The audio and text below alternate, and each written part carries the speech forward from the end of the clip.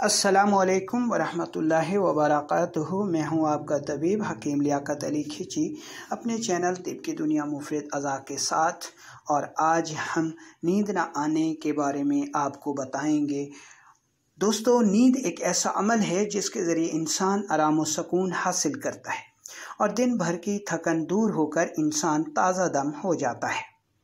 कानून मुफरद आज़ा जो कि एक फितरी तरीका इलाज है, इसके मुताबिक तबाई नींद आसाबी गुद्दी तहरीक में आती है, जबकि गैर तबाई नींद गुद्दी उज़लाती तहरीक में आया करती है।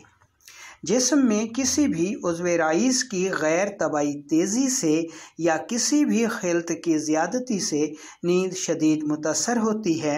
मसलन खिलत बलगम की ज़्यादती से आसाब इंतहाई तेज़ हो जाते हैं और पेशाब सफ़ेद रंगत में बार बार आता है, जिससे नींद शदीद मुतासर होती है।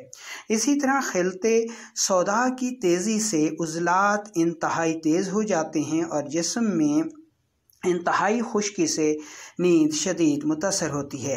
यहाँ तक कि कई लोग दिमाग में खुश्की की ज़्यादती की वजह से पागल भी हो जाते हैं। इसी तरह अगर जिस्म में खिलत सफ़रा बढ़ जाए तो जिस्म में हरारत ज़्यादा हो जाती है, ब्लड प्रेशर हाई हो जाता है, पेशाब बार बार आता है। अब हम यहाँ एक ऐसा कहवा बता रहे हैं जिसके कुछ दिन के इस्तेमाल से कुदरती नींद बहाल हो जाती है। इस कहवे के लिए हमें इलायची सब्ज़ 3 अदद चाहिए, गुले सुर्ख 3 ग्राम चाहिए और पानी हमें 1.5 कप चाहिए। इन दोनों चीज़ों को इतना उबालना है कि 1 कप रह जाए। इसमें शहद 1 चम्मच मिलाकर सुबह दोपहर शाम इस्तेमाल करना है अगर तकलीफ़ ज़्यादा है। अगर मामूली नींद का मसला है, नींद नहीं आती, तो फिर 1 कप रात सोते वक्त काफ़ी है।